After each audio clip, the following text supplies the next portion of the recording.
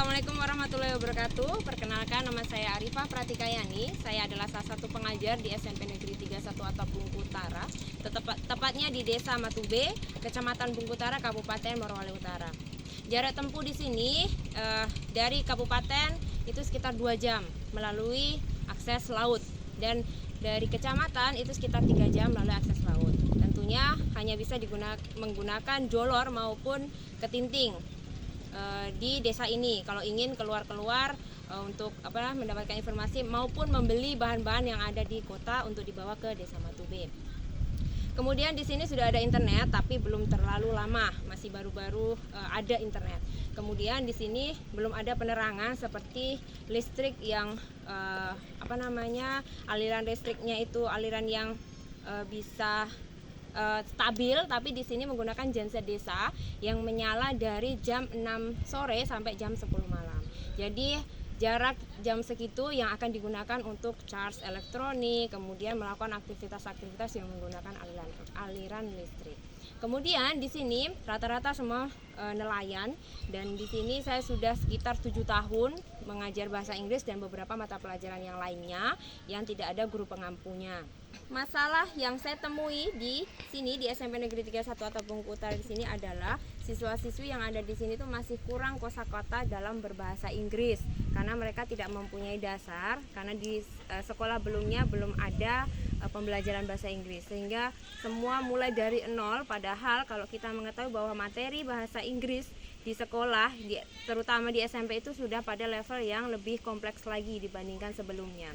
Nah, membutuhkan waktu yang banyak dalam pembelajaran sehingga tidak cukup untuk menggunakan waktu yang ada di dalam kelas saja. Jadi saya membutuhkan waktu yang ada di luar, baik menggunakan ekstrakurikuler bahasa Inggris maupun di luar jam sekolah. Jadi saya bersifat fleksibel untuk merangkaikan kegiatan ini yang bernama Word Venture, petualangan mengingat kosakata dengan gembira, dengan menghadirkan berbagai macam kegiatan yang ada di dalamnya.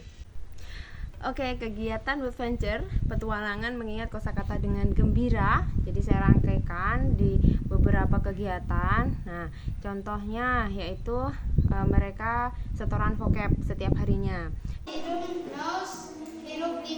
Oke, next. Oke, next. Ya kan, setiap saya pembelajaran, sebelum masuk pembelajaran itu saya wajibkan paling tidak minimal 2 vocab yang harus mereka hafalkan, dan itu berbeda setiap waktunya, maksudnya dari minggu-minggu sebelumnya ataupun di kegiatan sebelumnya. Kemudian kalau di luar tuh biasanya 5 sampai 10 mereka setor kosakata ke saya. Nah, kemudian dari situ biasanya saya tuliskan di dalam buku mereka. Jadi mereka sudah punya vocab yang bervariasi daripada sebelumnya. Kemudian tidak hanya itu, ada namanya word wall. Jadi di kelas itu saya berikan satu tempat yang gunanya untuk menuliskan vocab-vocab yang bisa mereka baca setiap waktunya. Ya, dalam jangka waktu 1 minggu nanti akan saya rubah temanya. Kemudian setelah itu ada namanya permainan ular tangga. Jadi ular tangga ini sudah umum sekali dipakai. Nah, di sini saya rangkaikan untuk menghafal vocab. Jadi mereka menuliskan, mereka berkelompok, kemudian ada yang melempar dadunya, kemudian ada yang menjadi pionnya. Jadi nanti ketika sudah di dalam kotak-kotak itu sudah ada namanya tema vocabnya. Jadi apa yang mereka dapat, contohnya hewan-hewan, nah mereka harus menyebutkan hewan satu saja, cukup satu, tetapi nanti kalau ada kelompok lain yang dapat itu tidak boleh menyebutkan yang sama. Kemudian selain itu juga ada board race.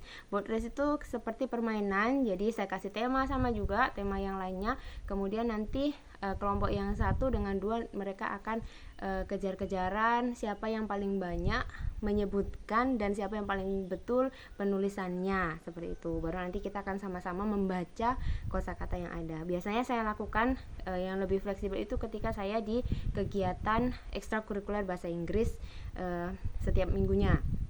Kemudian ada lagi Pictionary game ya. Jadi mereka menebak apa yang sudah digambar temannya di udara. Nah, nanti akan mereka tebak apa kosakatanya apa. Kemudian word pyramid, jadi piramida kata itu mereka bisa membuat satu kata, terus kemudian dihilangkan satu huruf menjadi kata yang lain, dihilangkan lagi satu huruf menjadi kata yang lain, dan lain sebagainya. Selain itu, saya juga menggunakan materi yang sederhana, yang relevan dengan apa yang ada di sekitar, yang setiap hari bisa mereka lihat, bisa mereka mengerti, oh bahasa Inggrisnya ini.